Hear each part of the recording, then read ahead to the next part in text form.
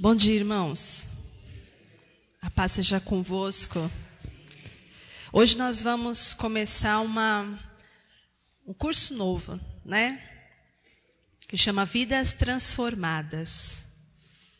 E nós sabemos que o Senhor, Jesus, quando entra na nossa vida, Ele nos transforma mesmo.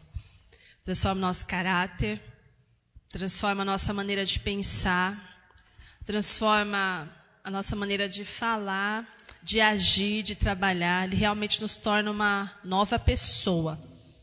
Mas, para a gente começar a ver essas transformações todas, é preciso que a gente entenda a base, o alicerce, para que essa transformação realmente aconteça na vida de todo crente.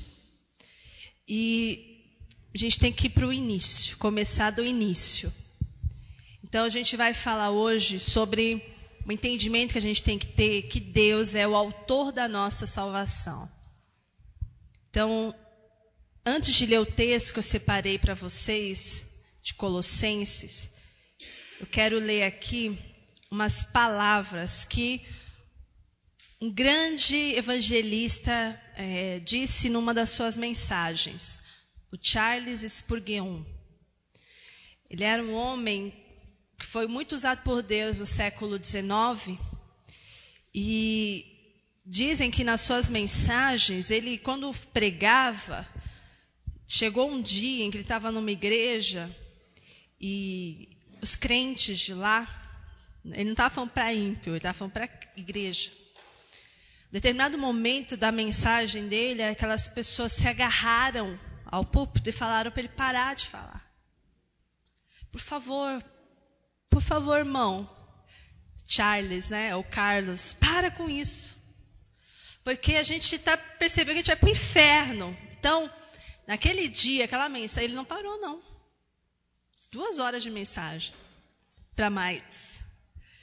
E aquele dia, naquela cidade, se ouvia choro no vilarejo todo, das pessoas, dos homens, das mulheres, das crianças que se uniam nos seus lares e choravam pelos seus pecados, se quebrantaram de verdade. Então ele foi muito conhecido por esse quebrantamento. A mensagem dele era uma mensagem muito exortativa para os crentes, né? E ele fala assim, não queremos ensinar doutrina só porque é popular. Século XIX. Parece que as palavras são de hoje, né?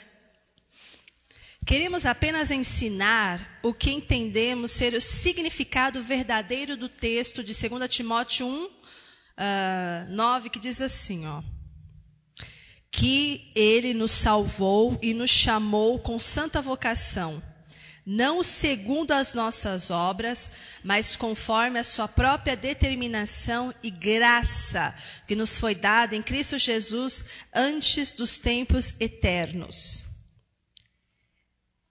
Muitos de vocês podem não gostar da doutrina que pregamos. Talvez possam até se zangar. Não podemos pregar para agradar nossos ouvintes. A aprovação de Deus será suficiente para nós, embora pessoas possam nos contradizer. Que toda mente honesta esteja desejosa de receber a verdade da inspirada palavra de Deus. O apóstolo expõe sua doutrina nas palavras do nosso texto. Paulo declara que Deus é o autor da salvação, que nos salvou e chamou. Ele claramente confirma o ensinamento de Jonas, de que do Senhor vem a salvação. Portanto, salvação pelo homem não se encontra no nosso texto. A salvação não vem segundo os nossos esforços, né? Por isso que a gente vai aprender hoje, que Deus que é o autor da salvação. E essa salvação, ela é sobrenatural, tá bom? Vamos ler então Colossenses 1, verso 12. Dando graças ao Pai que nos fez idôneos para participar da herança dos santos na luz, Ele nos tirou da potestade das trevas e nos transportou para o reino do Filho do seu amor, em quem temos a redenção pelo seu sangue, a saber, a remissão dos pecados. Pode ir para frente, pastor. Deus é a causa da nossa salvação. Quando a gente vê ali que Ele nos salvou, que Cristo Jesus é o nosso Salvador, nós estamos vendo que nesse texto tão pequenininho, só 2 versículos, tantos princípios espirituais. A gente vê o amor de Deus pela humanidade. A gente vê que Deus é quem toma a atitude, vem de Deus a iniciativa para que nós sejamos salvos. Nós, nossos filhos, nossos netos, nossos bisnetos, nossos trinetos, nossos irmãos, nossos vizinhos. Foi Deus que escolheu nos salvar. Ele poderia ter nos deixado para o inferno, poderia, mas Ele não quis isso. Então, a salvação é um ato soberano e intencional do Senhor. Deus fez um plano de salvação quando o homem e a mulher pecaram no Jardim do Éden. Ali mesmo Ele já planejou a nossa salvação quando Ele diz, olha, o seu descendente pisará. Terá inimizade entre o seu descendente e o inimigo, e Satanás.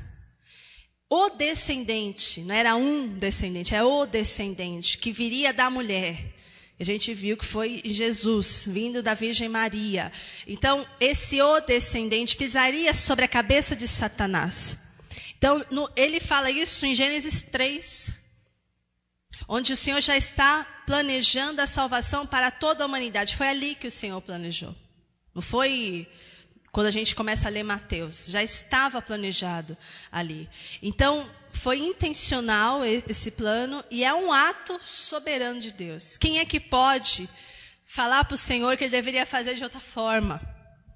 Que Ele poderia, não ter permitido que Jesus morresse na cruz. Quem somos nós para querer julgar como que o Senhor ia nos salvar? É um ato soberano de Deus. Deus é a causa da nossa salvação. Assim que se alguém está em Cristo, nova criatura é. As coisas velhas já passaram, eis que tudo se fez novo. A gente conhece tanto esse texto, né? 2 Coríntios 5,17. Mas olha o verso 18. E tudo isso provém de Deus, que nos reconciliou consigo mesmo por Jesus Cristo e nos deu o ministério da reconciliação. Eu grifei de propósito, o grifo é meu, não está na Bíblia. O que eu coloquei aqui, para a gente não passar isso desapercebido? Ser filho de Deus, ser nova criatura, ser perdoado dos nossos pecados, isso não é coisa que a gente produz. Esse perdão, essa remissão de pecados, essa segunda oportunidade de poder nascer de novo, isso vem de Deus, né? Provém do Senhor toda essa bênção, essa graça. Salvação não é produzida pelo esforço humano. A salvação sempre vem de Deus. Como? Por meio de Jesus Cristo. Então, não são todos os caminhos não que levam a Deus, que levam ao Pai. Tem muita gente que chama muita coisa de Deus, mas a salvação vem do Pai, só que por meio exclusivamente de Jesus Cristo. Não tem outro mediador entre Deus e os homens a não ser Jesus Cristo, nem as nossas boas obras. Eu fiquei pensando nessa aula aqui, como ministrar para vocês que todo mundo aqui que está falando comigo aqui agora, já aceitou Jesus, já batizou nas águas, né? Então, seria para nós essa aula algo que a gente já viu, né? Mas sabe o que acontece conosco, irmãos? Um pecado, uma coisa que pode realmente nos destruir, que fica muito escondidinho, que a gente precisa de uma aula como essa, de novo, para nos lembrar que a salvação só vem de Deus e não pelos nossos esforços humanos. Por quê? Quando a gente está muito tempo na igreja, acontece conosco, com todos os crentes, tem uma tentação, tem um joio que o diabo vai semear, que chama orgulho espiritual. Então a gente começa a achar assim, bom, eu já sirvo a Deus há tanto tempo, eu prego, eu ensino, eu canto, eu sirvo, eu sou diácono, sou diaconisa há tanto tempo, evangelizo, não sei o quê. Está tudo bem comigo, está tudo ótimo, eu vou para o céu. E são pequenos pecados que estão destruindo as pessoas, estão fazendo as pessoas caírem na fé, não são grandes pecados. E aí a gente se torna, não um ímpio, porque a gente agora é filho, mas a gente se torna um orgulhoso espiritualmente. Então, está tudo bem comigo. Eu faço tantas coisas para Deus que o meu ibope está bom com Ele lá. Então, Deus muitas vezes vai mostrando algumas coisinhas para a gente tratar e a gente vai deixando de lado, porque isso é bobagem, isso é para o outro, não é para mim. Então, cuidado com o orgulho e lembra que a sua salvação, que a graça que chega a você não é por causa dos seus esforços humanos, pelas coisas boas que você faz para Deus ou para as pessoas. Não, você é salvo, você é perdoado, porque, na verdade, você não é bom. Eu não sou boa. O que tem de bom em nós é a presença do Espírito Santo. Ele é bom. E Ele é quem nos santifica, Ele que nos faz pessoas úteis, que nos faz pessoas, que nos faz luz do mundo e sal da terra. Então é bom a gente sempre lembrar disso, para que a gente não seja orgulhoso e que quando Deus nos mostrar alguma coisa, algum pecado, alguma atitude que a gente tem que abandonar, que a gente abandone rapidamente. Que a gente não seja tolo, achando que os problemas que nos cercam são sempre por causa do nosso cônjuge, por causa dos nossos filhos, por causa do nosso irmão, por causa do nosso pai, por causa do nosso pastor, por causa da nossa igreja. Não, vamos trazer para nós a responsabilidade daquilo que é errado, a gente abandonar e lembrar, Deus, tudo que vem de bom para a minha vida, desce diretamente do Pai das Luzes. Todo dom perfeito vem do Pai das Luzes. Então, se eu tenho alguma capacitação, se eu conseguir ajudar alguém, se eu conseguir fazer alguém feliz, Senhor, veio do Senhor.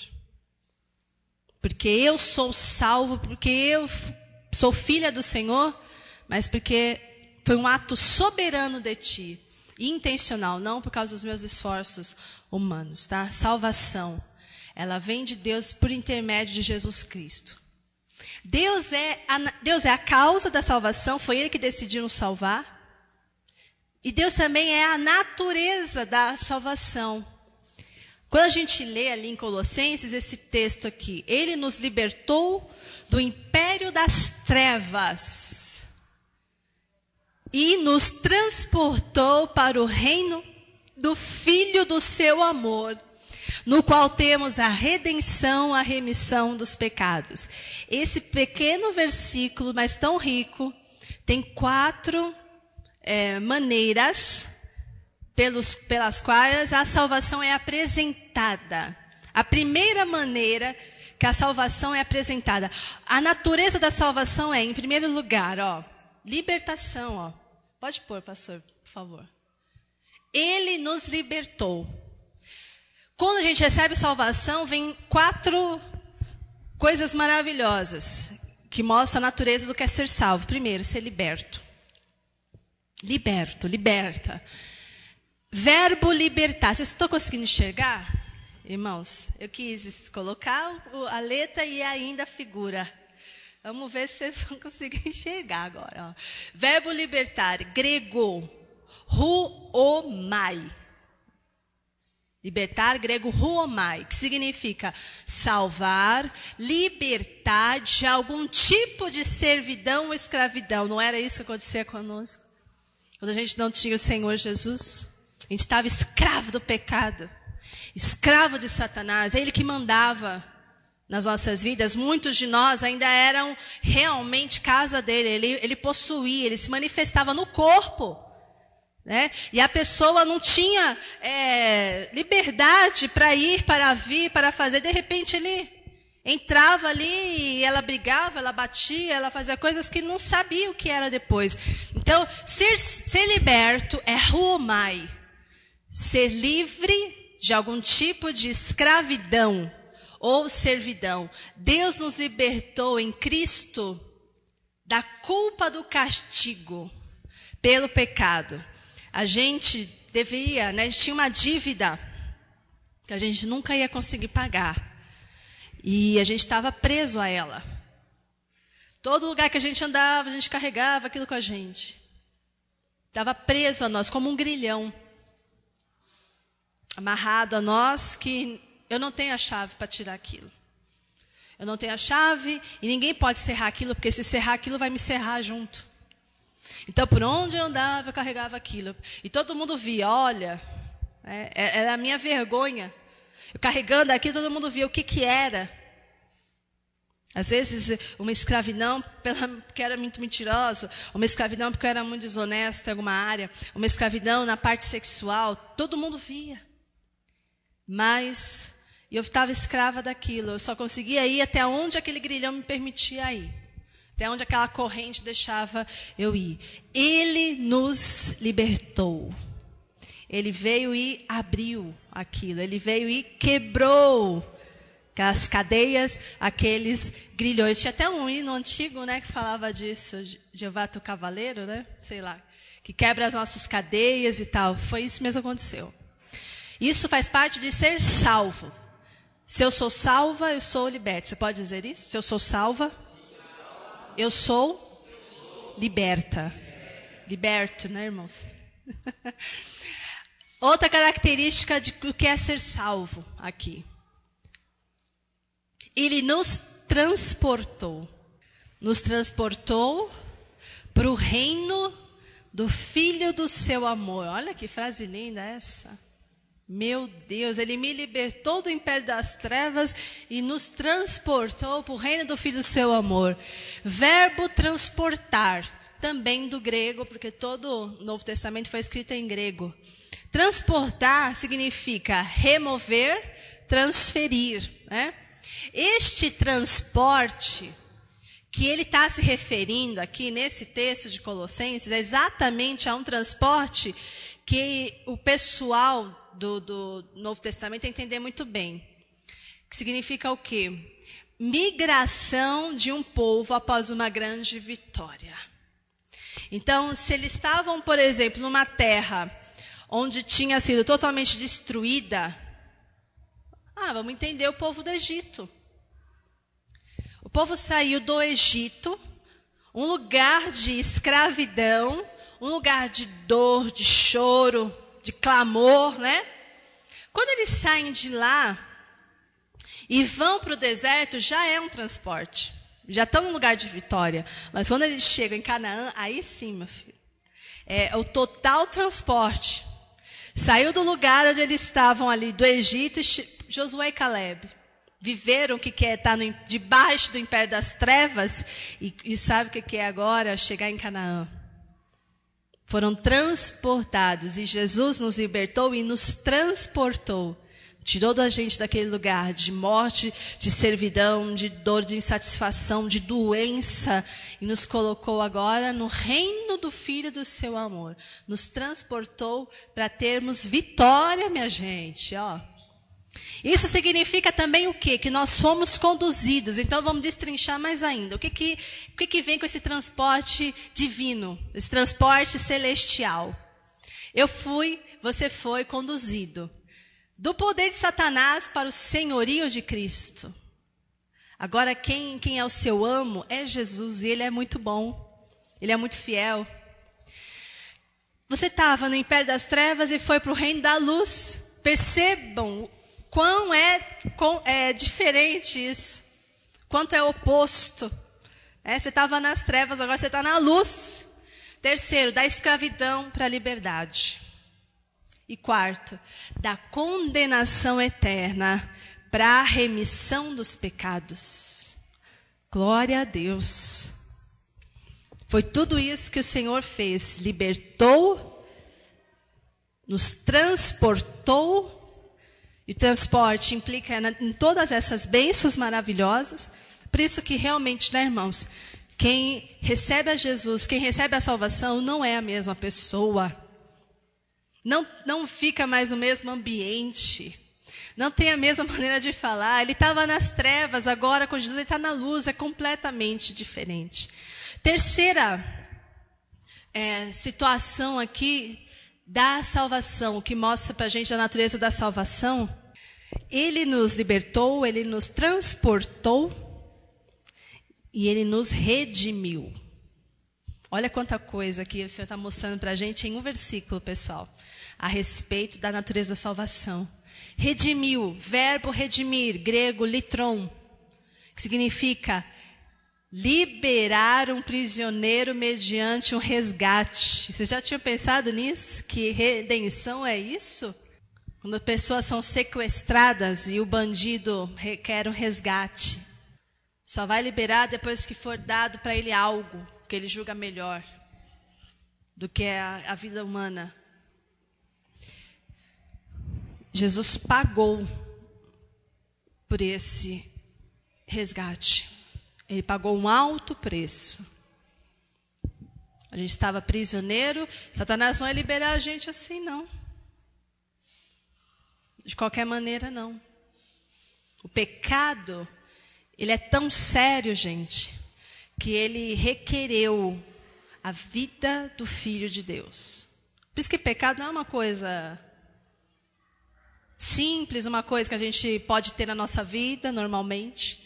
Ele é tão sério, tão grave, ele realmente faz tanta separação entre nós e Deus, que para Jesus nos reconciliar com o Pai, Jesus morreu por nós. Então é muito sério isso.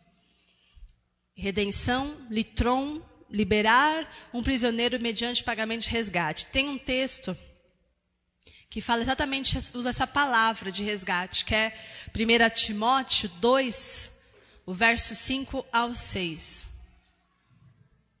Porquanto há um só Deus e um só mediador entre Deus e os homens. Tem gente que fala assim, eu também sou filha de Deus, só tem um Deus. Ah, também acredito em Deus, só tem um Deus, é verdade, só tem um Deus, só que também só tem um mediador. Significa o quê? Que não dá para chegar a Deus Pai, pelo caminho que a pessoa quer. Só tem uma forma de chegar. Porque só tem um mediador, que é Jesus Cristo. Então, só tem um Deus e um mediador entre Deus e os homens, Cristo Jesus, homem, o qual a si mesmo se deu em resgate por todos. Testemunho que se deve prestar em tempos oportunos. Jesus Cristo morreu na cruz e pagou o preço do nosso resgate da escravidão, do pecado e da morte. Como é que Jesus foi nos tirar de lá? Pagando pela nossa vida. Como que ele pagou? Com a própria vida dele. E nos resgatou das mãos de Satanás, do pecado e da morte. Porque pecado e morte são duas coisas que não dá para separar. Salário, recompensa do pecado é morte. Quem anda em pecado morre. Por isso que o pastor pregou há 3 semanas atrás, né? Se você quer viver, né? Creia na palavra, obedeça para você viver, senão vai morrer. E é verdade.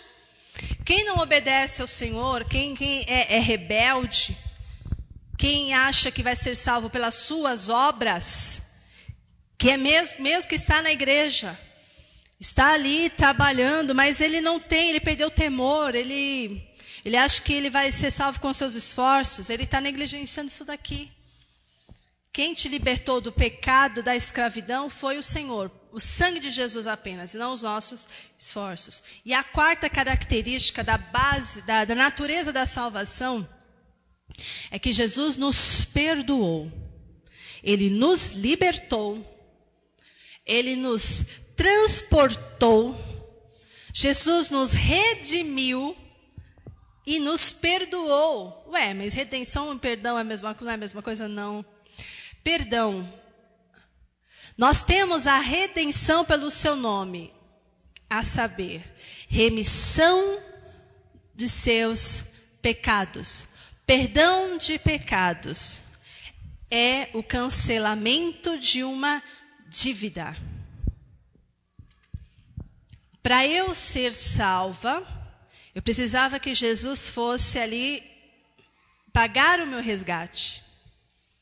E Jesus tinha como pagar o resgate, que era o seu sangue, a sua vida. Ele tinha. Mas ele poderia não ter feito isso, mas ele fez. E quando ele fez, quando a gente vê na cruz, a frase que ele diz, está consumado, significa para nós, no mundo espiritual, está totalmente pago. Satanás não pode mais nos tocar, Satanás não pode mais nos dominar, Satanás não pode mais querer entrar na nossa vida, não pode mais querer dirigir a nossa família. Porque Jesus não ficou só na intenção de nos resgatar, Ele foi e nos perdoou. O sangue dele, Ele foi derramado, vertido na cruz, e Ele apagou todos os nossos pecados. E quando Ele diz, está consumado, ninguém mais o pôde tocar. Tem um texto que fala sobre isso, sobre esse efeito do perdão dos pecados.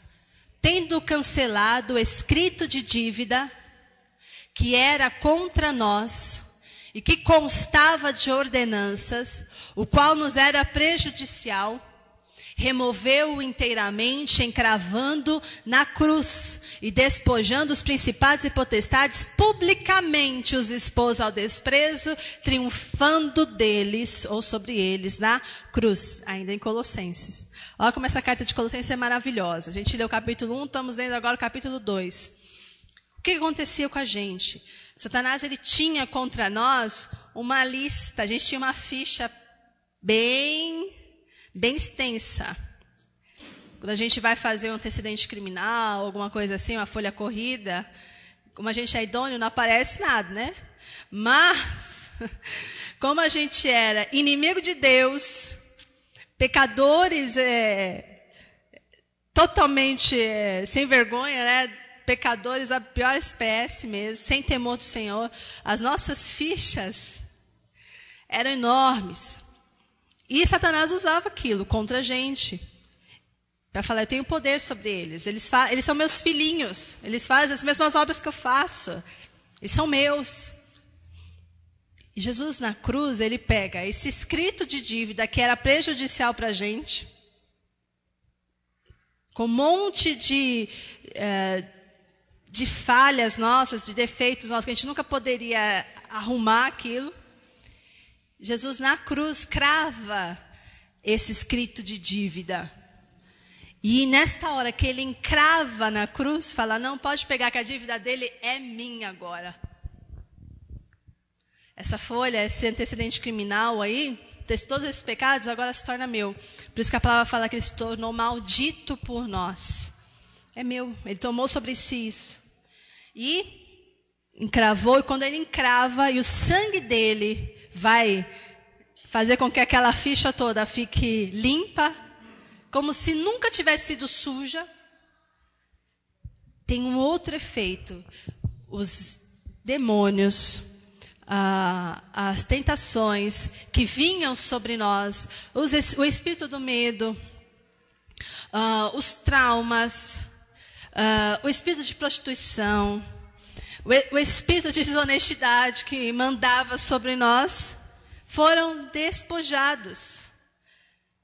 Nesta hora em que a gente é perdoado, eles não têm mais legalidade para querer estar dentro da gente. Eles são retirados, eles são despejados da casa. E Jesus expõe os demônios e as potestades à vergonha. Os expôs ao desprezo. Na cruz do Calvário, Jesus triunfa sobre eles. Por isso que ao nome de Jesus se dobra todo joelho, no céu, na terra e debaixo da terra. Por isso que o nome de Jesus é o nome que está sobre todo nome e é o único nome pelo qual importa que nós sejamos salvos. Só a obra de Jesus Cristo na cruz foi que fez isso com o ser humano, que deu dignidade, que fez com que o ser humano tivesse dignidade de novo e perdão, gente. Só a obra de Cristo Jesus, olhando para isso que ele fez, é que realmente nos perdoou. O escrito de dívida foi cancelado. Nós tivemos anistia celestial ali. Não temos mais nenhuma dívida para pagar. Jesus pagou em nosso lugar. Nós estamos perdoados, redimidos.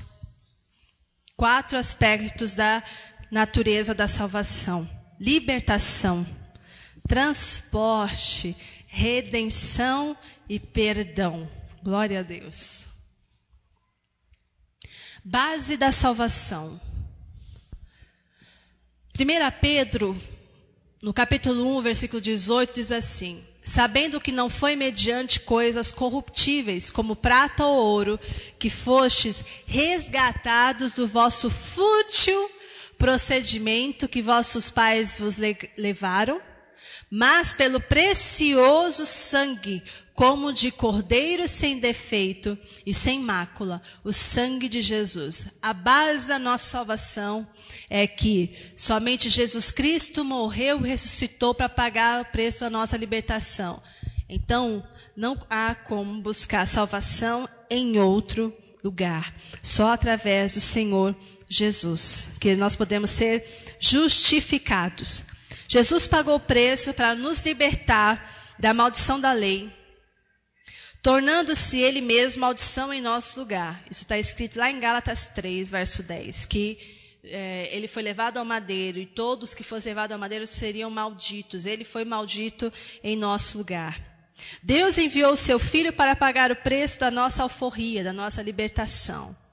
E o próprio apóstolo Pedro também fala em Atos 4:12, não há salvação em nenhum outro, porque abaixo do céu não existe nenhum outro nome dado entre os homens, pelo qual importa que sejamos salvos. Fora de Jesus não há possibilidade de salvação. Só Ele que morreu e ressuscitou para que nós fossemos salvos. Só Ele. Então, coloquei aqui, né? Tem gente que admira algumas pessoas aí. E como, quem sabe, você já admirou, eu já admirei, achando que eles eram o caminho para a gente seguir, para chegar até Deus. Então, ainda que tenha gente que admire Buda, que admire Maomé, que admire Allan Kardec, ou qualquer outro líder religioso, Chico Xavier, tem gente que é crente e admira Chico Xavier. É mole. Ah, porque, nossa, ele pareceu amor em pessoa. Porque ele fazia só o bem para as pessoas e nunca quis nenhum favor em troca. Só fazia o bem, só fazia o bem.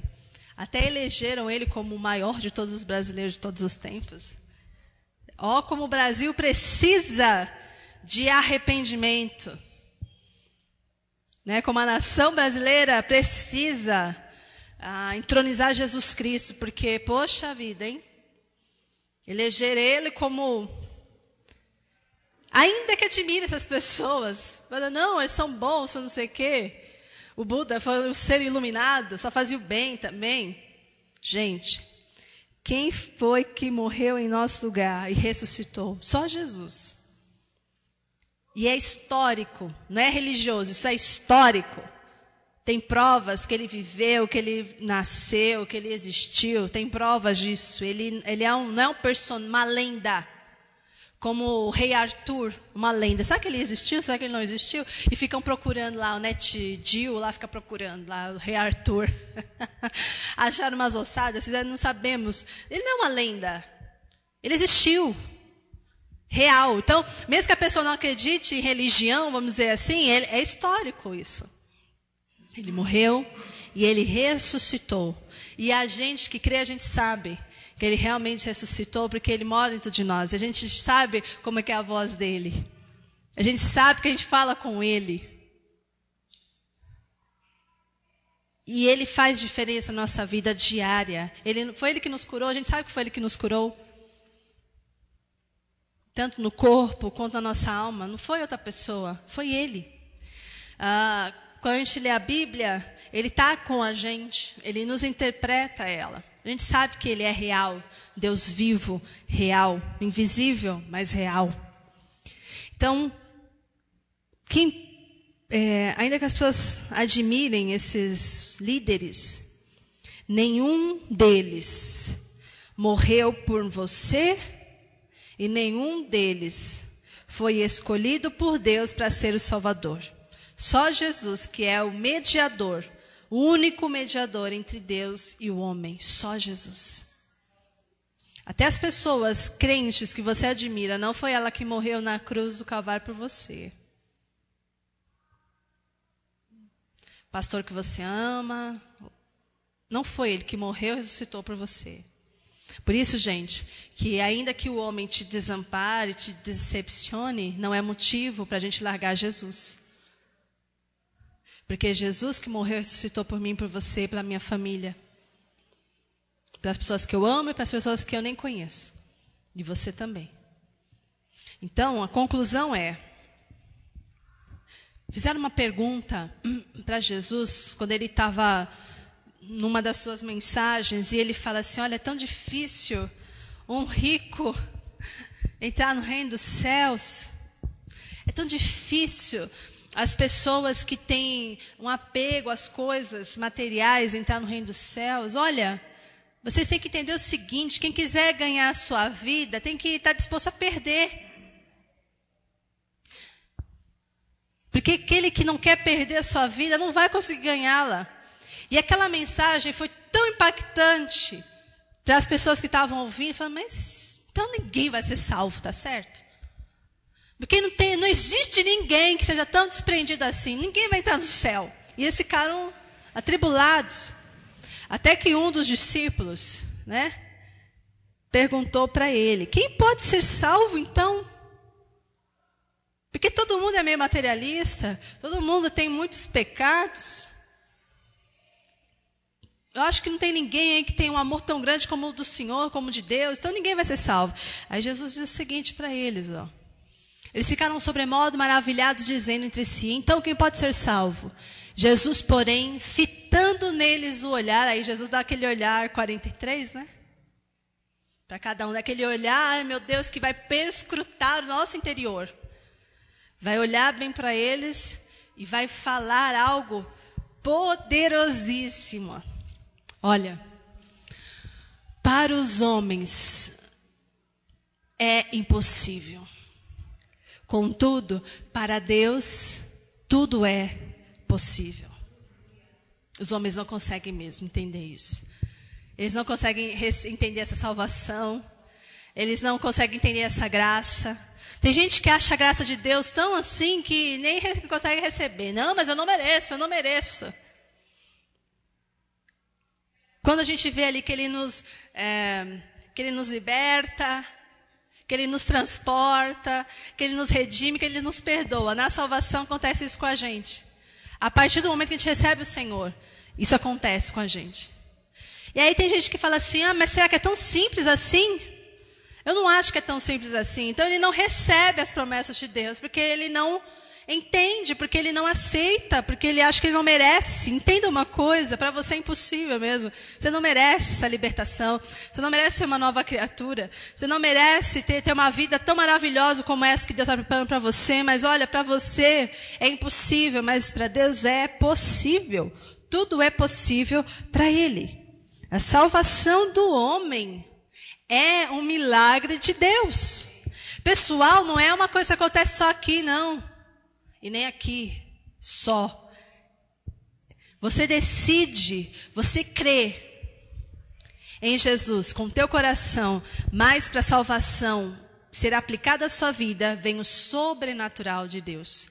Tem que ter a tua decisão, tem que ter a sua fé, mas a tua fé se encontra com o poder do Espírito Santo, e aí você nasce de novo, é um milagre de Deus. Quando a gente gera um bebê, todo mundo fala assim, é um milagre da vida, né? É um milagre da vida, sim, mas a salvação é um milagre de Deus. De um homem nascer de novo, mesmo tendo 40 anos. De uma mulher nascer de novo. Como que pode isso? Ela já é casada, já tem filho, já tem neto, vai ter uma rotina totalmente diferente, vai. Ela vai ter um pensamento totalmente diferente. E aquilo que ela errou com os filhos, ela não vai errar com os netos. Como é que pode uma coisa dessa? Como é que pode ter uma segunda chance? Não é possível? É possível. Para os homens não é possível, mas para Deus é possível. E a gente tem que lembrar disso, até para orar por alguns. Que a gente pede, Deus, converte, converte, converte. Porque às vezes tem crente que perde a fé, né? Não vai converter, não. Meu Deus, nem Deus dá jeito nisso. Dá jeito, sim. Você não dá, mas Deus dá. O negócio está torto. Você vai até ter se esforçado. Gente, vocês perceberam que a profissão de Jesus era carpinteiro? Trabalhar com madeira, né? Cheio de farpa, cheio de coisa ali, de dificuldade. Ele gostava de trabalhar com coisa difícil. Madeira. Ele era carpinteiro. Você acha que ele não dá jeito no seu coração? Ou no coração daquele ou daquela, não precisa falar quem é? Dá. Tá torto, ele endireita. Tá morto, ele revive. O sonho estava enterrado, a pessoa está esquecida. José estava esquecido lá na prisão. Quem falou que Deus esqueceu dele? Foi lá e fez o sonho de José se cumprir, porque era sonho de Deus. Então, o que é impossível para você, é para você, mas para Deus, irmãos, não tem nada impossível. Então, continua orando para essa pessoa. Continua você, sabe, decidindo a cada dia se santificar, ser uma pessoa melhor. Olha, Deus, eu quero ver todas essas suas promessas se cumprir na minha vida, porque eu acredito, Senhor, que o Senhor me libertou. Eu acredito que o Senhor me transportou do império das trevas para o reino de luz, do Filho do seu amor. Eu acredito nisso. Eu acredito, Senhor, que o Senhor me redimiu. Que o Senhor me tirou daquele cativeiro, me resgatou. Eu acredito que o Senhor me perdoou. Então, eu não aceito que ninguém fique trazendo coisas do meu passado, querendo me acusar, querendo me desanimar, querendo falar assim que eu não sou tão digno assim, que eu sou tão digna assim. Não, o Senhor me perdoou. Eu estou perdoada. Se o Senhor me perdoou, eu estou perdoada. Se o Senhor me curou, eu estou curada. Se o Senhor me libertou, eu estou livre. Creia nisso. Deus fez, começou a fazer uma obra em você, Ele está trabalhando em você, mas Ele também pode salvar. As pessoas que você tem evangelizado, as pessoas que você ama no teu trabalho. Ai, mas essa pessoa é tão católica, pastora. Nossa, essa pessoa é tão macumbeira. Mexe com isso, com aquilo, com a magia negra, com a coisa toda. Será? Esses quando se convertem, nossa. Deus gosta de trabalhar em madeira difícil e faz uma coisa tão bonita. É impossível para a gente, mas para Ele é totalmente possível, hein? Então não tem ninguém que a gente possa falar assim que não tem jeito. Para Deus tem sim. Então, se Deus operar, gente, ninguém vai impedir, não. Se a pessoa abrir um pouquinho o coração dela, vai ser o suficiente para Deus fazer uma obra muito bonita e muito poderosa, e a maior de todas as obras, o maior de todos os milagres. O maior de todos os milagres não é ver ninguém levantar da cadeira de roda, não é ver um cego enxergar. O maior de todos os milagres é a salvação. Foi isso que Jesus falou para os seus discípulos quando voltaram, muito felizes da obra que eles tinham feito de evangelização. Senhor, nós curamos. Senhor, nós expulsamos demônios, Senhor. Como estamos felizes, Jesus falou. Vocês não deveriam se alegrar por causa desses atos. Vocês deveriam se alegrar porque o nome de vocês está escrito no livro da vida. Esse é o maior de todos os milagres. Amém? Guarde essa mensagem no teu coração. E eu quero pedir para você ajudar a tua igreja nessa semana de colocar essa mensagem em e-mail, colocar essa mensagem, compartilha no Facebook.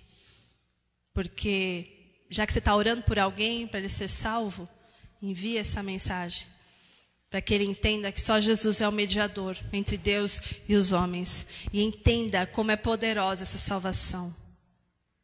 Como ela é grandiosa, como ela é única. Jesus também fez esse trabalho uma única vez e definitivamente.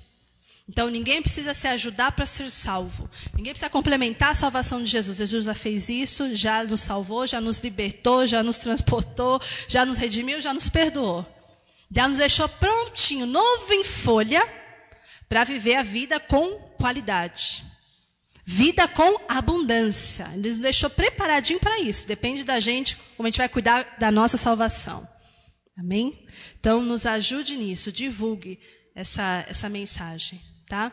A gente vai disponibilizar essa mensagem escrita. O pastor sempre faz isso. Ele pega os slides, ele arruma, deixa em texto, para a gente colocar, para a gente mandar. Então, manda pelo Facebook, se você não tem, manda por e-mail. Faz isso, tá? Que essa é uma semente poderosa, e é a palavra de Deus genuína, e ela não volta vazia. Amém? Senhor, nós queremos orar nesta hora, Pai. Quero primeiro orar, Deus, pelos meus irmãos que estão aqui. Que essa mensagem da salvação fique muito forte no nosso coração sempre, Pai. Para que a gente sempre reconheça que foi Jesus Cristo que nos salvou, que foi Jesus Cristo que nos redimiu, que nos amou tanto, que entregou a sua vida por nós. Que a gente tenha sempre essa mensagem muito forte, muito viva no nosso coração. Para que a gente não se ensoberbeça, Pai. Para que a gente não se torne arrogante e ache que a gente é mais digno do que a gente é, Pai. Ou ache que a gente, pelos nossos esforços, a gente pode fazer as coisas de Deus sem Deus.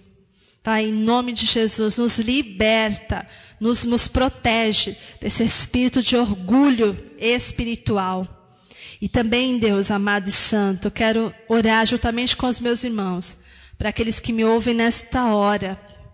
Pai, que em nome de Jesus, aquele que já ouviu tanto acerca de igreja, tanto acerca de cultos evangélicos, ele possa entender a razão pela qual nós estamos servindo numa igreja, a razão pela qual nós amamos estar com os nossos irmãos, e a razão, a essência és tu, Senhor Jesus.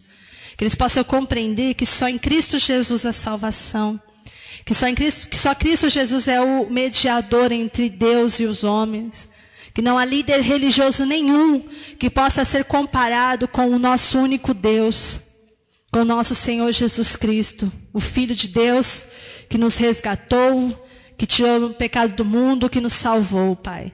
Que essa mensagem possa chegar ao coração daqueles que estão famintos e sedentos, procurando respostas, e encontrar em Cristo Jesus a resposta para o seu coração, para o seu vazio interior, Pai. Que eles possam aceitar a Ti, Senhor Jesus Cristo, como o Senhor das suas vidas, e realmente nascer de novo, e ter uma vida nova. Em nome de Jesus, nós oramos e te agradecemos. Amém.